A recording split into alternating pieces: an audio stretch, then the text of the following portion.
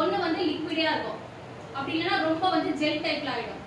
இன்னொன்று வந்து நமக்கு கரெக்டான சப்ஸ்டன்ஸ் எப்படின்னா நம்ம மாவு கரெக்ட் பார்த்தீங்களா, அந்த சப்ஸ்டன்ஸ்ல இருந்தால் தான் ஹேண்ட் வாஷ் கரெக்டாக வரும்.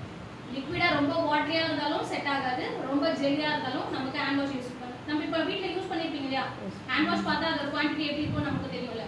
அதுதான் main thing. RO water. RO water நம்ம இன்னைக்கு எவ்வளோ எடுத்துக்கலாம், 790 ml எடுத்துக்கோம். நெக்ஸ்ட் வந்து glycerin. Glycerin 10 gram.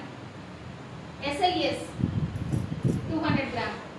AOS alpha olefin sulphonate. இது எதுக்குன்னா நம்ம வந்து இரிட்டேஷன் இருக்காது, ஹேண்ட் வாஷோட இரிட்டேஷன் இருக்காது, நல்ல நமக்கு வந்து ஃபோமிங் வரதுக்காக, நுரைக்கிறதுக்காக. இது வந்து 50 gram. Coco betaine 20 gram. Salt 30 gram. Shiner 0.5.